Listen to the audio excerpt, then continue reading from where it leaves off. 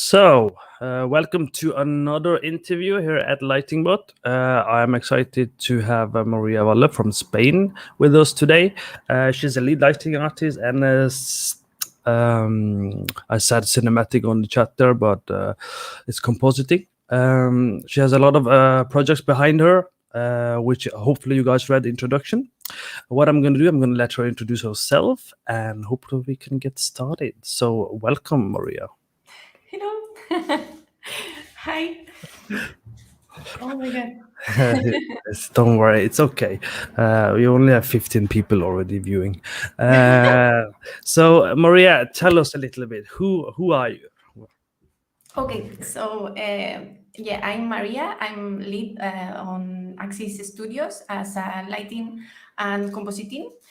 And well, about me, I'm from Spain. I'm based in Spain right now, so we work remote. And right now, I'm a freelance in Axis, and I was working in this industry for more than 6 years or more. I don't know. That's good. That's good. No need to worry. You said you've been working freelancing. Have you been working freelancing mostly up until now, or have you had a full time as well? No, normally I had a full-time contract, like for short term, like 1 year or 8 months, depend of the company. But in this case, because of COVID, everyone is or living in Glasgow or living in their countries, and I decided to be freelance in this case. But All right. And how's that going? You happy with it? It works well? yeah, well, I prefer to have a normal contract, I think. Yeah, that's good. So, um, I don't want to assume that every lighting artist, especially lead lighting artist and compositor, is the same. So why don't you explain to everyone, including me, what is your role about as a lead lighting artist and a compositing artist? What is it? Okay, so as a lead, as a lead is very different between artist and leading. So it's my first time being a lead artist in as a lead in lighting, and well, it's totally different. So when I start my day, I'm gonna just say what I'm doing normally, and this is the normal work that we do, the leads. So, or my normal day is like I start and I open my computer, and I always open the first Houdini and Nuke, just to don't lose any license because sometimes we are fighting from each other. And then, well, normally I always check my renders. I always check the renders for the artists that are working with me in the sequence, and just to check if something failed on the farm, what is the problem if something failed. Yeah, so this is basically my 10 minutes for the morning. Just check things, check if the assets are done, if they publish for other department publish effects or something like that, just to be sure that everything is working well. Then we have a meeting, like the whole team, and I really like my team. And we talk just to say good morning, everyone. The coordinators and production give us normally the updates for everything. And then we just start the day. So as a lead meeting, as a lead position, we always have meetings all the time.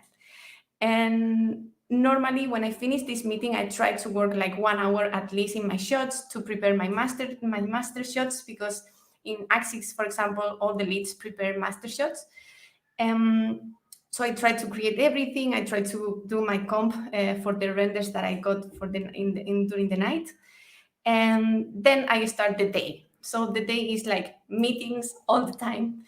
And normally I start to do some rounds. So for example, right now I'm leading two sequence. So I prepare one meeting for the first sequence, and then after that I have another meeting with the other artists. So it depends of the sequence. I have different artists working on it.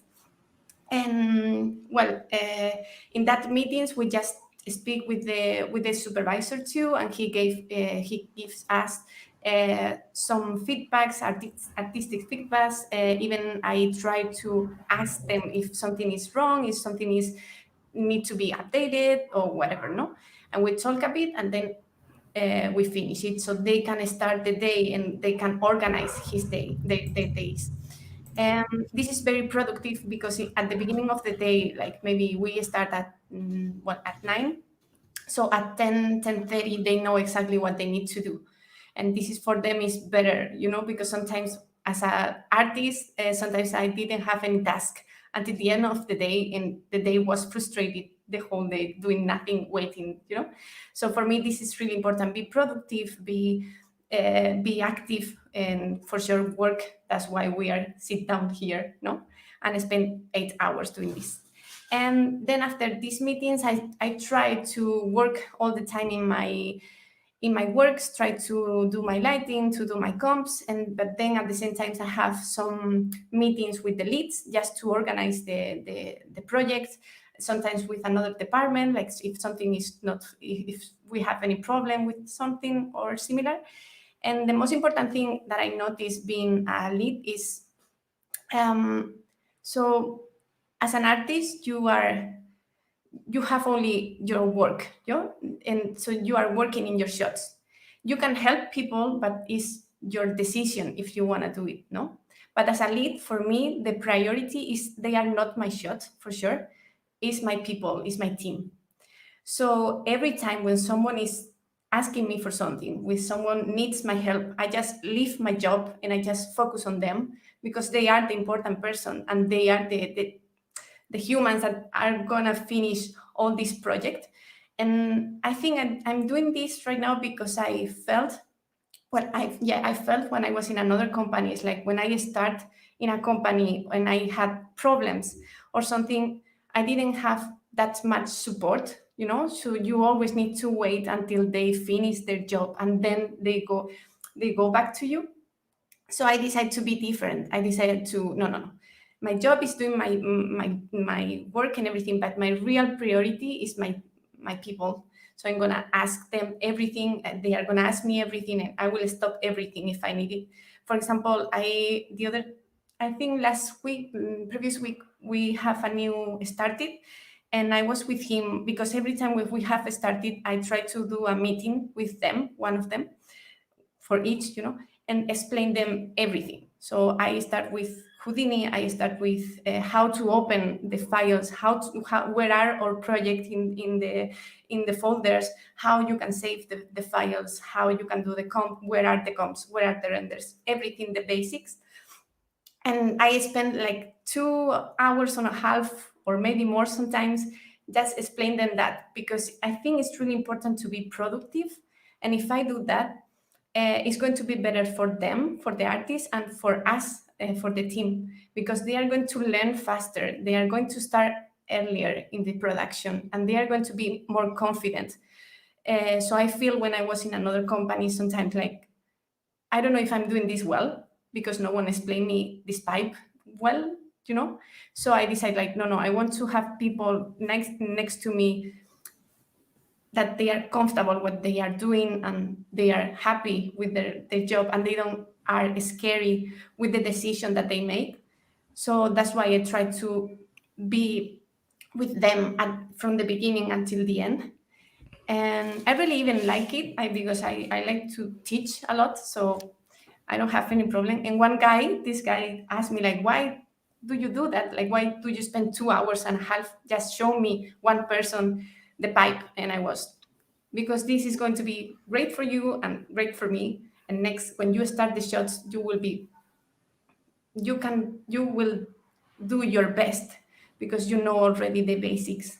Even they have videos, they have documentation, they have everything. But I think it's very important to have the person to person, the human to human, and is even better and grateful for them, like feel that they are in a team. Even now with COVID, that like we are all with the webcam, so we cannot see each other real. I think this is really important, have being near to the people. That's good. I think that sounds great. I mean, I would love. I've never actually had like a personal lead, because most of the studios I've been in, either I've been the only lead, only lighting artist in the studio. So I haven't had the pleasure of having like a proper lead lighting artist. So that's, I think that sounds great. That's really good. That's a good example of how I think it would be a good lead lighting artist. So I think you're doing the right thing, because it is very difficult when you join a studio and you don't know. You have this imposter syndrome. You are insecure. Maybe you learn something wrong and you don't really know it for this particular studio or this workflow. So you do need a lead lighting artist to kind of show this is how we do things here. So this is what we prefer, and I think it's great. So as a lead lighting artist, so you talked a little bit about leading and so on. So let's just ask the question: what do you think is the key difference between a junior, a mid, and the different ranking between Seniors. lighting artists? Mm, According okay. to you, according to you. Okay. So this is my personal opinion. Yes, of course. So I think juniors are more like so person who finished their career like 1 year ago or less than 1 year, and they start in the industry. So for me, if I got a junior, I would try to be next to him all the time and try to I mean I will try to see his work or her work during the whole production, because it's the first time that they start in the industry, and it's not easy. So I will give them like a small task, more like detailed task, but not the technical ones, because technical I think is more for a mid, for example, because mid for me is a mix between the technical and the artistic. So in the junior, I will try to know if their eyes are correct, the colors, the composition, the everything is fine. And if not, try to mentor them in a good way, depend of the production for sure. Not. Then amid, it should be and something super important for a junior is ask everything. Any question is bad, any question is should be a shame or something like that. Nothing. So for me, for example, I'm a lead, and I'm a person too, and I'm a human too, and I have errors as everyone, and I need to ask things too. So sometimes I ask to my leads, I ask to my TDs, because I don't know everything. So to everyone who is listening to us, just ask whatever you need and feel comfortable that everyone will explain you as much as they can. This Um, is a good opportunity for me to say, did you guys share? Any question is probably a valid question. So anyone watching right now, if you do have a question right now, this is a great opportunity to ask. We have one question. Do you want to take it now, or do you want to finish with your sentence? I can finish in that weekend because if not, I'm going to forget. Yeah, go finish first. Yeah, so as a mid, as a junior, ask everything. As a lead, I have some artists that they are very very good in comp, and sometimes I ask even them, and it's normal. Okay, it's so normal. And then they are the seniors. So the senior normally they prepare the master shots. Or sometimes they prepare the master shot, or at least they are very very close to the leads, and they take the master shot from the leads and prepare it and organize for the other artists. And I think as seniors, we have like two types of seniors. One type is like a guy or girl who only keeps his eyes or her eyes into the scene, and doing the job. And we have another seniors that they have more, they want to even teach the mid and the juniors. And I really like that kind of seniors, like they try to involve themselves with another artist. And I think this is really important too to me. But I mean, both are really cool too, because we need people that just focus in the job, and other people who help another persons. So yeah, I think this is the main general. Cool. And as since this is your first time being lead, right? Yeah.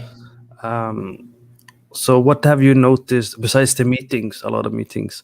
Have you noticed that is very different between a very experienced senior and the positions of lead, right? Do you think it's more important to have art direction skills and technical skills, or both? Or my impression is you have to sacrifice a lot of time doing hands-on work, and pass on knowledge and lead and take care of the people, problem solve. But that's my impression anyway. But what is the reality according to you?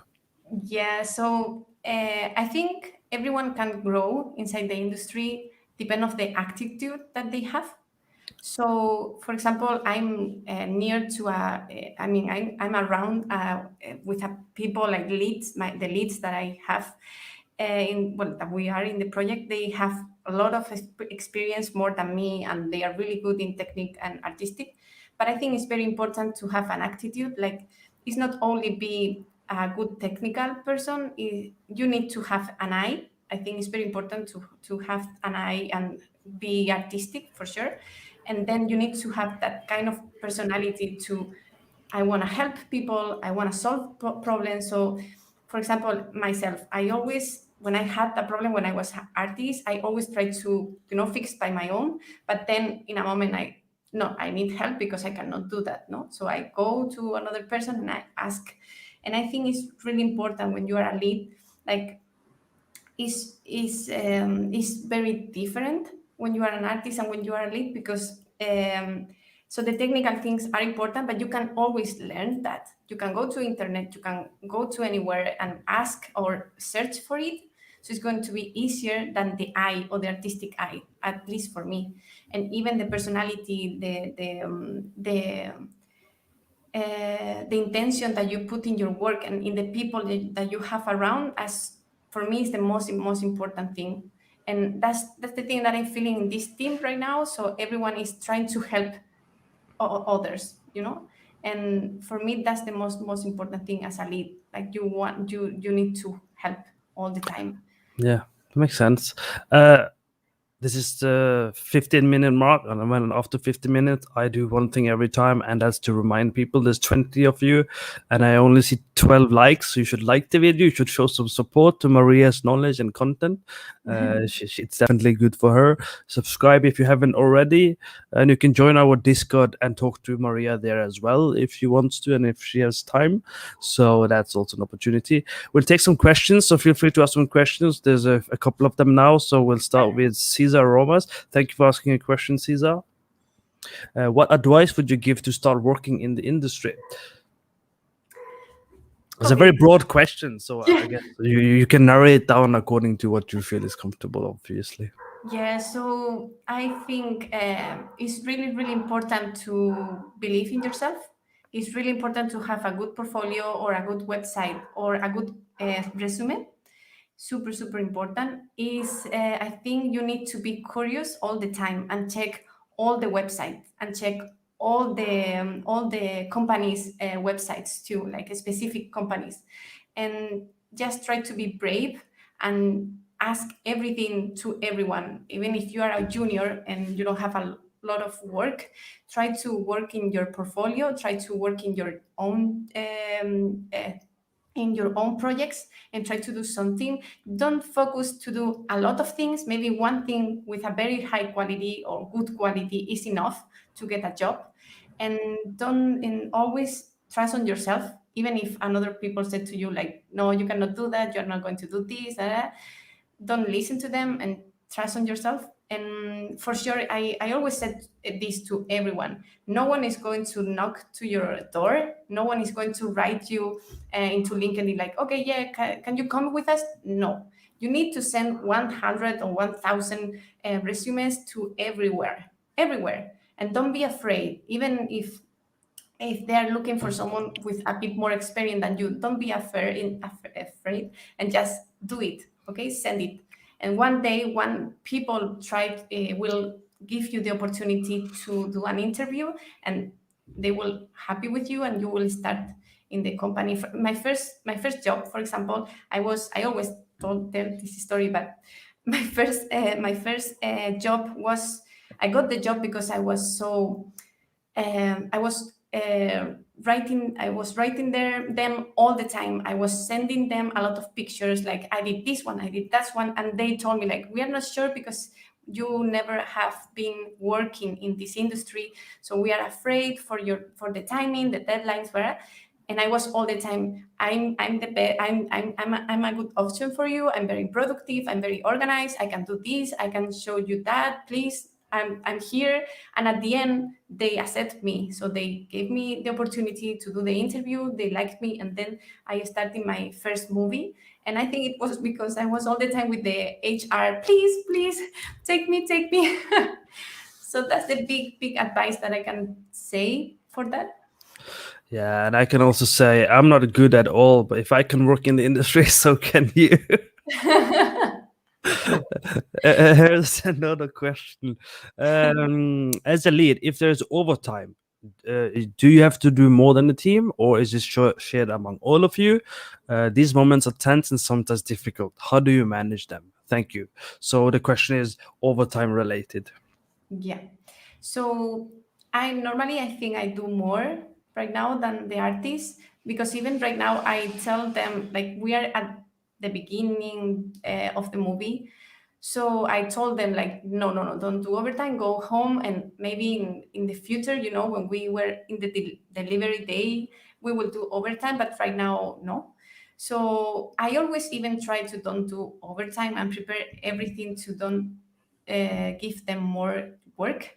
But I think for sure I spend a bit more time, because as said before, I help them during the whole day, and then I need like 2 or 3 hours to finish my job. So I always keep my job at the end, and I need to do like a bit more hours to finish it, then even to prepare the things for tomorrow. So, but well, I manage it well sometimes, another no. We are persons, so everyone has problems, and depend of the day. Yeah, that's very true. I mean, it's there's so many things that happens in game industry and game development. It's very hard to avoid these things, but it's a very good leadership. I think if you're taking a little bit more than the other team, I think that's good. I would have expected it, and I would probably do the same.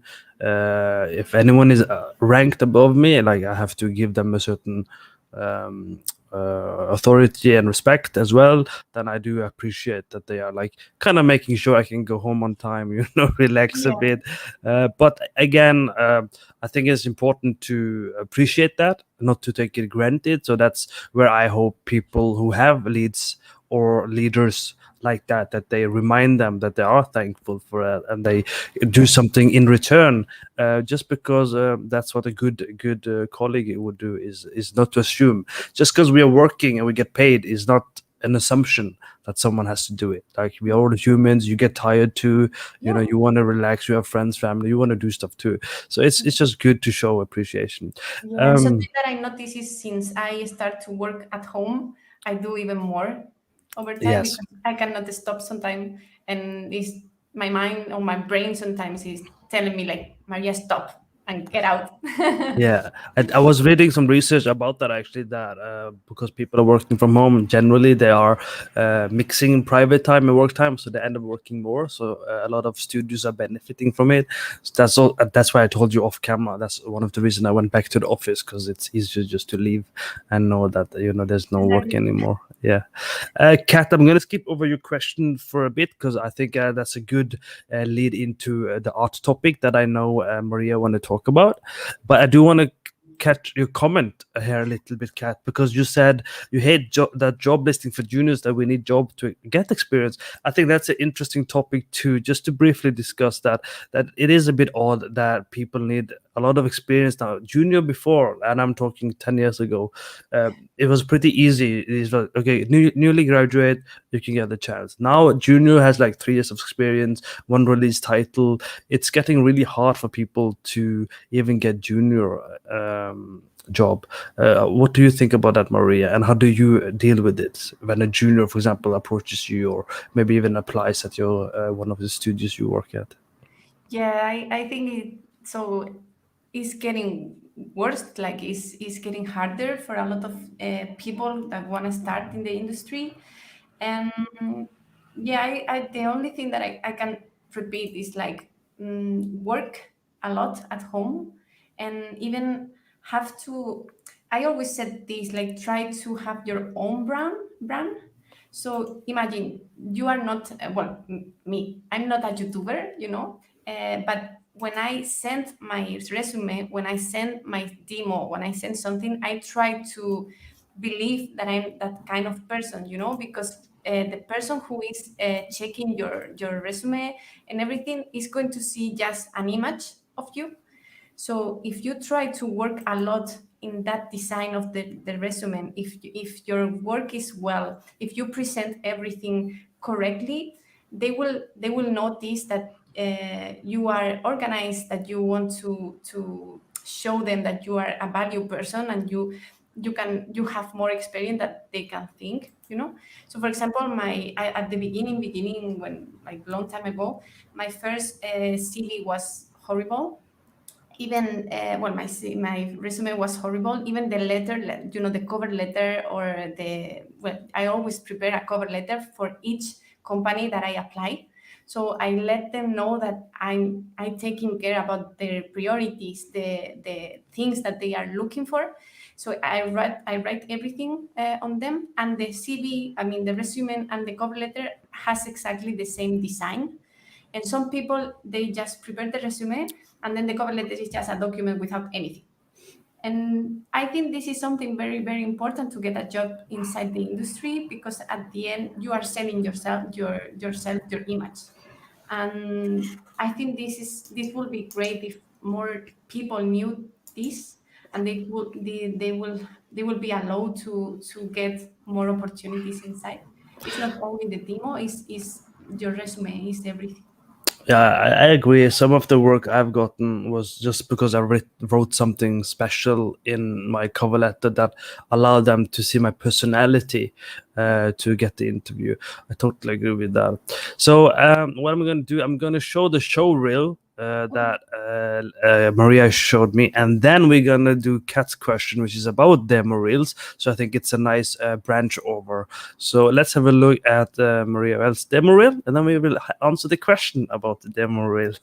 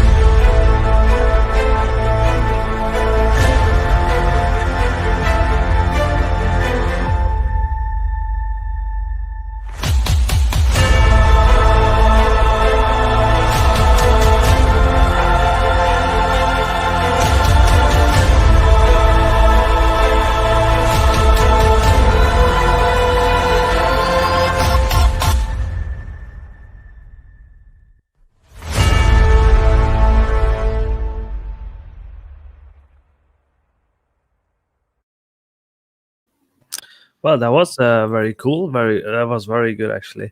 Uh, and that should also allow people to think about more questions, because now you have even more references to talk about. So we'll do Kat's question, which is, what do you look for in a demo reel for game or animation as well? It's kind of the same thing. A good mix of character and environment, lighting scenes, or more of one and the other. What do you think? Is that Um, okay, so for games, because I'm more focused on animation and VFX and everything. Even my reel is a bit old. I need to do it again. But I think it's important to see environments and characters. So the lighting in the environment, for me, like, is really important to know the angle of the lights that you use. I mean, that you decide to put. For example, if you are in a city and it's a long city, like apocalyptic city or something like that, and you have like strong shadows but longer, or the opposite, you know. I think this is really, really important for me, because I can, for me, lighting is, you can show yourself, yourself with the lighting. So if you decide to do hard shadows and like at 2 o'clock on the evening or something like that, you are a hard person. You want to be sure that you are, I'm here and you can hire me because I'm Sorry, happens sometimes. and then the character for me are super important too, because I always try to check if people use techniques for artists, like for example like Rembrandt or Goya or something like that. So I always try to check if people are using techniques from another artist, and not only about, you know, that kind of artist doing pictures like frames. I'm talking more even for like real cinematographers, and check if they are creating or using the same techniques. So I think both are really, really important. Maybe for games, I will go more for environments, because at the end, in games, the most important are the environments, you know, because you are playing and you, well, depend of the game, but the environment is so important. Is more important than in a movies, because in a movie sometimes we have a big landscapes or something like that, but we don't we the main character is the real character, not the environment. Cool. Just to add on to that, since I'm mostly in games and not animation, optimization. So you obviously want to show your technical skills as well, because there's a lot you can't do in games. That Yeah. luckily Maria can do it because she does animation, but we can't do it. So being able to show those different views, showing optimization is definitely a plus thing, which is very common to do. If you do an art test, you will do a report. It's very good to show that as well. But as Maria says, the art direction and everything is also equally important. But yeah, that's good. So, but that leads us into the other question. Now that we can go into it, is the art, the cinematography, the photography, like the importance of all of this in lighting. Um, how important is it, and why is it important? So with light, you can tell stories. So I always, when someone, my parents ask me like, "What is your job?" Because I don't know what are you working. You know, what do you do with your life? So I try to explain them like this. So imagine you have a camera and you are inside in a room, and that room is closed and you don't have any window. You know, so you are in the darkness.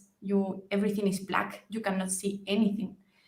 So my job is create the lights to show you what do you have around, and what you can, yeah, the things that you have around. So we give hope, no, and we can decide like if this room is going to be dark or is going to be like beautiful and peaceful or something like that. So I think it's really, really important to have a good eyes, and it's really important to have documentation. I really enjoy when I go to museums, and for sure everyone should go and check everything, because at the end, I'm gonna even show something. So at the end, when you are doing the lighting, sorry, when they create draw and everything, they create lights too with the draw.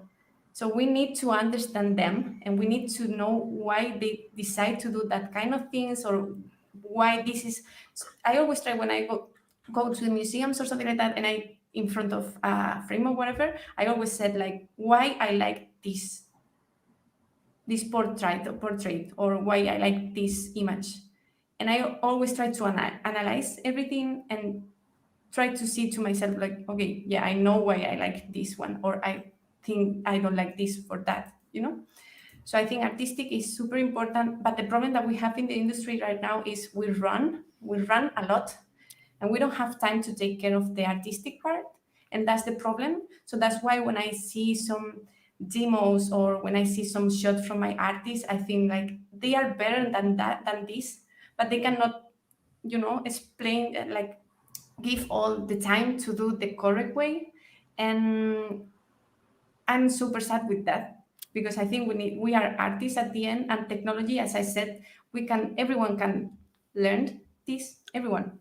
So for me, it's more important to have eye and to have sensibility on the lights than technology. So, and for example, I'm Uh, gonna. While you put it up, here's some comments for you. Amazing reel is a comment.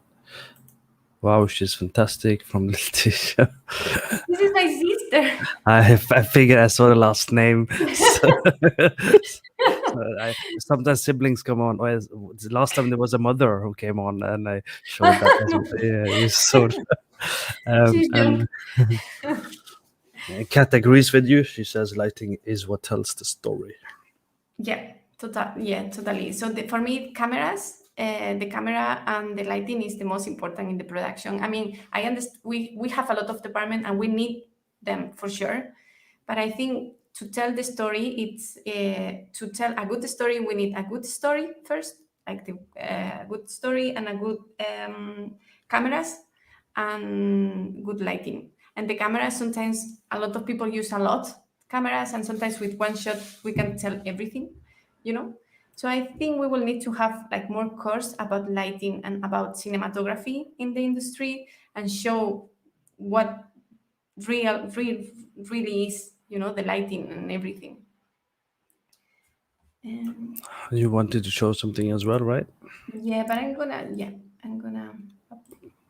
because I'm gonna use internet. It's going to be easier.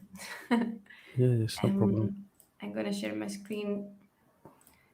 So just talking now about the Rembrandt and everything, I always try to um, I always use this technique, and I will show you two shots that I use normally, because I really like it. And I was one day with my friends, some of friends, and we were talking, and I said, "Yeah, I really like this Rembrandt technique," and no one knows what is Rembrandt, and I was like, "What?" And you are a lighting artist, and we are photographers at the end, no? And so Rembrandt is just, as you see, he create like a little triangle on one of the part of the face, just to create more volume around the face. And this was invented like long, long time ago. And lighting artists doesn't know this, don't know this. And I think this is the basics. And we need to use in our shots, in our lighting. So if you go, for example, to my Call of Duty and you watch here, I have here my triangle, more or less, because I try to give him like the focus on that eye, and I try to give him the volume on the face. If you go to Lark, this one, she has here another one, you know. So these little things are even my brand, the little things, that the details that I work every time, and I try to work every time. And another things, for example, is Roger. Everyone go like her art Yes. station. And so this guy, for example, he is amazing, and I really like the technique that he used. So he used the backlight. This one, no. Roger Deacon is such a typical reference, no? Yeah, sure, he is. But the thing is, I don't know if this. I mean, he has a lot of influence from Citizen Kane, Yeah. and not a lot of people know this. And Citizen Kane is from long time ago too, and Kajika non knows. She says you are a fantastic teacher and a person and does a great job. oh, thank you. So here, for example, they used already the volumetrics. They used the silhouettes to see the silhouettes, and he is doing exactly the same in all his movies. The difference between this and this one is the color. So he took this amazing technique, like to work with these silhouettes, and he improved them. So he used colors in their shots, but the technique, the basic technique, is the same. And we need to do the same in 3D, but we don't have time because we are running to finish the deadlines. That's true. That's So true. we will have That's so true. much better work in our shots if we had time to do this and realize this. I did an article like one few months ago, and I talk about this. Like, we need to have time to see. Like, technology is not the important thing. I mean, in this time, they didn't have computers, like us right now, and they create amazing work. So we need to figure it out first, the artistic part, and then try to figure it out how to do in technique, you know? And another thing that I really like from him is but I don't know if I have here, this one, for example. No, this one, no. So he work a lot with the lights on the face, Mm-hmm. and he tried to always, it's not this is not the best example, but it's I'm gonna say this. So he tried to always create in the, yeah, it's the opposite, in the background, when where the face is, the part that the face is light, is has bright, the background is dark, and this one, when it's dark, the background has a light, you know. So in this is not the best example because it's totally the opposite, but he's doing this suddenly, and I really like that technique, and I'm trying to do even in my shots and work with that kind of things. Yeah, I I think I showed a similar shot in the Discord server for someone, but it was Star Wars reference Yeah, because this they one. have that in Star Wars a lot too. Hmm. So this one, for example, he makes the bright light on this face, the back nothing, and then the opposite in the other. So this makes feel like the character is not on the background. He has some deep, And we need to work with this. We need to do this in our shots too, and no one think on this, and I don't like that. So Kat says lighting artists need to look at lighting studies done by portrait artists and character artists to learn how to light characters. Caesar says apparently Roger Deacon has his own podcast. Yeah, I follow him a lot. And Kat says again, best thing to do is go take photos with your phone or basic camera and learn how to get it right or close to right Yeah, in camera with no filters or editing. yeah, I also quite like doing photography without editing, actually. Exactly. yeah. So, how important is photography to you? Like, how does that relate to what we are doing? And yeah, so let's. How does photography relate to what we're doing, and how important is it for Yeah. people to learn it? Yeah, so I start in 3D, but before I was doing photography and I was doing cinematography and everything. So I did some course in that moment, and that's why I decided. I always knew that I wanted to do lighting in 3D, and I always take my camera and go outside and do pictures. I always even go twice or three times to the same place in different hours, so I can check the light and I can study the light. And that's something that everyone should do it. Like, take your camera, go outside, do videos, do pictures, whatever you want, and then go home and check the photos and try to go to Photoshop and improve them. And you will see, like, okay, this rim light in this building will be better, so I can go at 3 o'clock or at 5 o'clock. The shadows will be better if they are darkness, and you can learn a lot doing that kind of things. As the same as you go to the museum and check, everything there. And it's important for me. It's really important to know photography, like how to manage your camera. So give you a scenario. If someone was applying for something and you were the person who needed to judge the person to get the job, you have one person who you clearly can see is very good technically. They have no noise, the sharp images, clear images. The quality is good because the technical tools used was good. But then you have another person, you can tell they're not really comfortable technically. There's some noise, there's some, maybe some issues with the light map, maybe the materials are not correct, but you can tell from the lighting and art direction and understanding of a light is very good. Which one would you pick? Oh no. Well, it's important. This probably wouldn't happen, but just for the fun of it. Yeah, exactly. I'm not hiring people, so it's fine. um, Both are super important, because in one hand, someone can solve all the all the problems that you have having during the production, and on the other hand you have someone who has a really good eye. So I think is if I will need to choose, even I will need to know the personality. I don't have to have no one in my team or next to me with ego, like, oh, I come in from this one, or then no. I want to have someone next to me where I who I can trust, and who I can tell him or her, this is happening, I need your help, and he's going to solve it, he's going to help me too. And I want to have good energy. uh, so I think I will, if they are almost the same, like technically very good and artistic very good, then I will try to check their personalities, like how they are and who they are.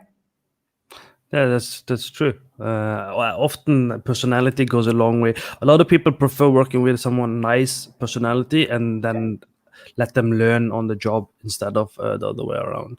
Um, So I think we are on the 45-minute mark. So this is my time again to remind you guys, if you want to hear from Maria again in the future from different topics, maybe an article or something, because we do have a website at lightingbot.com where we also do articles and other written content. The way you can tell me this is to leave a comment, like, subscribe, join Discord. That's how I measure which person who joins this talk is interesting to you, so I can always invite them back. So with that said, we have another question before we change the topic a little bit. And the question is, are lighters in video games and animation well valued or well paid? Or are other departments that charge much more? Thanks. So apparently, this person is interested in knowing the financial gain of being a lighting artist, I guess, in video game animation. So what do you have to say about that? Okay.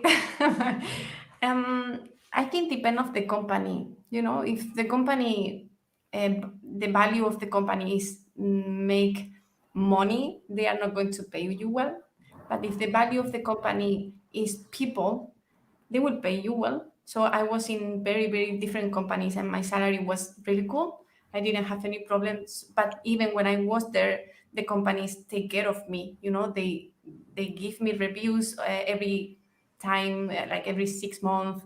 Okay, Maria, you are doing this well. Do you want to grow? Do you know? So it's really, really important to know in what company do you want to work. Not because they have the best project, they are the best, and depend even of the decision or the life that you have to decide if you want to go to this company or the other. I think when you start in a company, the salaries are not really, really high, and you need to fight for that. That's for sure. I think game industry has better pay than animation. That we will find out. The only way you guys can find out is to join voice chat in Discord when nothing is being recorded. I definitely am very open about it, but not on a stream. Yeah. And I think some department gets less than other. I think lighting is one of the department that get good salaries, I think, and another departments maybe less. I Just mean, because I speak with my friends, and sometimes we yeah, share that kind of things, and they are in exactly. layout, for example, and is less salary than rigging, for example, is more. So Yeah, depends. it is a specialist job, but again, as Maria says, it depends on the city you live in, the country you live in, how you Sure. experience, how likable you are. Also, Yeah. sometimes matters, Yeah. and these things matters. So yeah, Fai says amazing interview so far. This is a question for both of us, I guess. What are the best VFX colleges in the world? My answer to that is normally there is no best VFX colleges. There's no best universities. I have several degrees, and I can tell you it really comes down to your ability to utilize the community, the teachers, the school. My This is a different topic altogether, and I would love to talk to someone about it again. But a lot of people go to universities and school or mentorship or anything, and they just expect to listen, and then suddenly they learn, and then suddenly they are amazing and they get the job. That's not how it works. If you go to university, there are 200 other people trying to get the same job. Who is working the hardest? Who's spending the most time? Who's actually making the most of it? So I don't think you should just pick the one that you that you think is beneficial? I think maybe with a good community, if that's important. But I I pay a lot for mentorship, even though I'm a senior lighting artist. I every year I find someone. I don't care if it's a junior. If someone makes a course, I will pay for it. I will learn from it. I don't have a ego. I will just assume I don't know anything. So I think it just it varies a lot. But let's hear what Maria thinks. Yeah, I think the same as you. Yeah. Yeah, because so my school, for example, is not one of the biggest one. It's one here in Spain in a little city, and the difference between me and my colleagues is I work very hard. I spend a lot of time. I spend the summer just working and preparing my demo. So at the end, they work in 3D too, and I work, but they in a different field, no, and I'm just was all the time preparing my demo, preparing something new. So, for example, when the teacher sent us some projects, I always do more. You know, like okay, I need to finish this for him, but I'm going to do two more for me and for my future, for my website or whatever. So I don't really think it's super important to go to a really cool university or master or whatever. It's just if you are curious and if you want to learn and if you want to grow, you need just to find and fight for it and learn by your own. Even as you said, I always said the same, like I don't know everything and I'm still doing course about nuke, about lighting. And well, right now I feel like lighting doesn't have a lot of course. We don't have, we have information around, you know, in YouTube or whatever, but we don't have a real course like, okay, we are going to show you how to do lighting and why you are doing this kind of lighting. We have course for 3D in general, animation, super important, you know, comp or effects, but lighting is so hard to get course. But that's why I just try to focus in documentaries, try to read a lot too. That is super important. And not only books for, you know, like books, like normal books for lights, how to create a light or whatever. Even I tried to read like old writers. The other day I was reading uh, Dorian's Day Gray Porte, yeah. So in that book, it's not a normal book, but in that book, the writer was talking about the light who was through the stairs, and it was, I could imagine in my head how I will do it in 3D, you know. So for me, that kind of thing is super important too. Just don't keep yourself in the comfortable zone doing the what the university wants to do. Just put yourself outside and do by yourself two more things. Yeah. So don't listen to your teachers. Just kidding. Both. Yeah, always explore. So thank you, Kashka, for your applause. Thank you, Omar, for watching. I'm guessing it's one of your friends because I can see it's a Spanish name. And thank you, Caesar, for the encouragement. So we are almost done with the 1 hour mark. So before we end, there's one topic I do want to talk a little bit about, which is women in games and women in education. So, Maria, do you have any thoughts about it? Do you have any experiences to share, or what are your thoughts about it as a woman in games? So I think now it's getting better in general. Like we have a lot of opportunities to be leads. We have a lot of opportunity to grow. Before, I think was harder. And even when I was in the university, like doing my master, I was the only girl in the whole class, and it was hard, you know, like okay, I'm the only girl, I want to have some girls around me too. And right now, for example, in my project we started and everyone was all of them were guys except me, but now we have a new lead and she is a girl too, and I'm happy to see that we can grow and we can improve more. But I think we need more supervisors in some of the fields, like I think like art directors, we have a lot of girls from art director, but we need more in direction, for example, in like layout director, and I think we need more girls in that, and even in lighting, more supervisor on lighting. But it's fine. I mean, I never had any bad, you know, like environment or I didn't have any bad experience to be a woman. I That's have good to exactly know. the same opportunities and as other.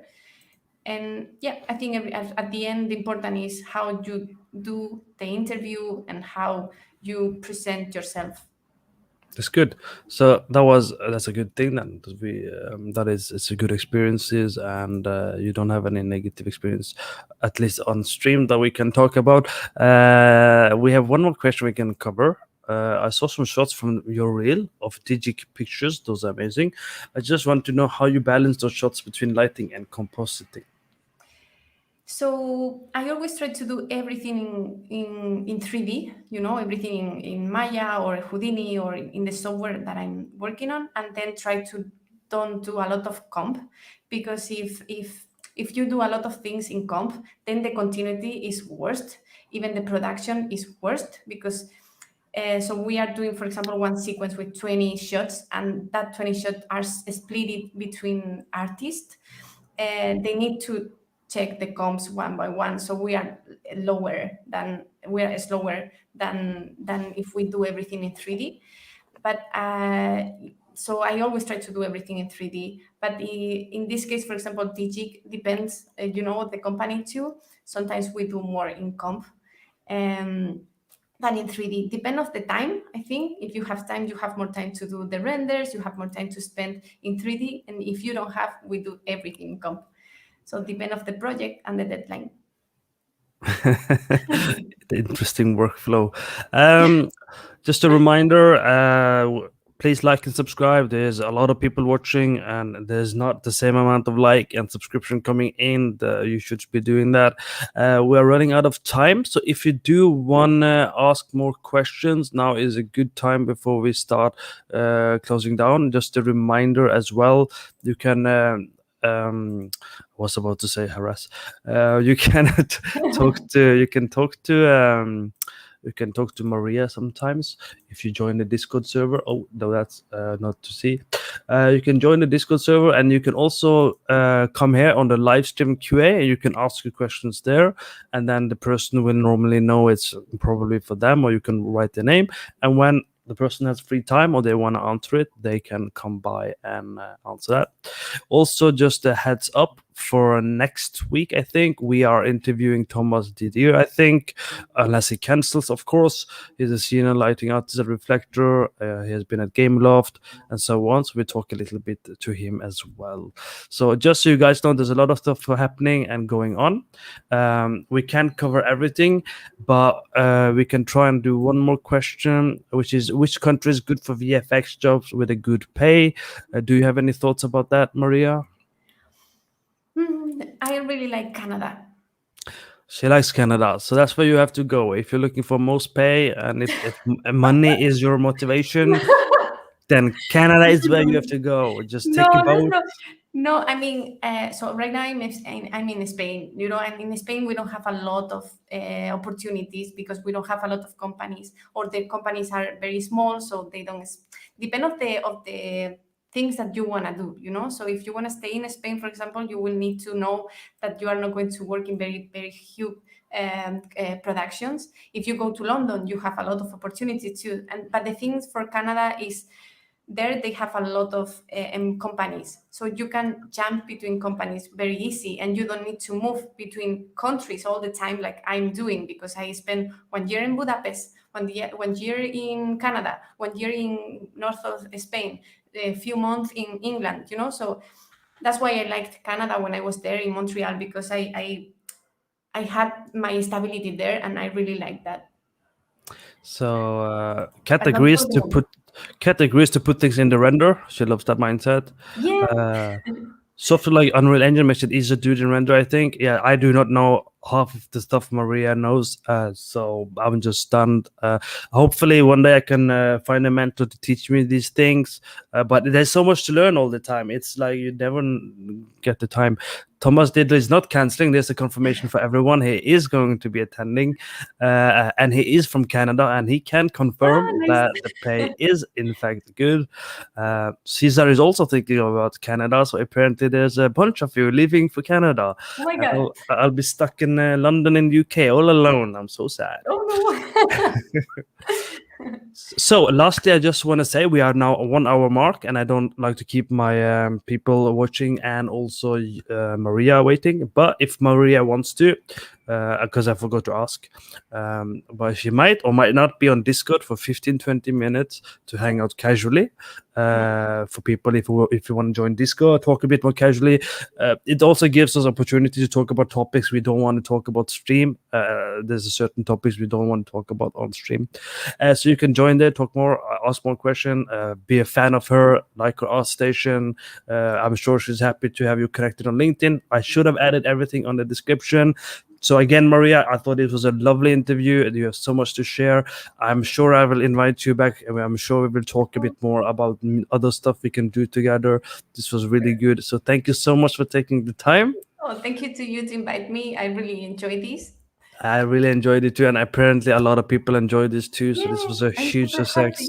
happy. And everyone else watching and everyone who didn't comment or mention, thank you for watching. It was a good show today. I really appreciate the support, and see you again next week. And I'll be going to Discord with Maria a little bit before I eat dinner later on. All Sure. right, so goodbye everyone. Thank you. Bye.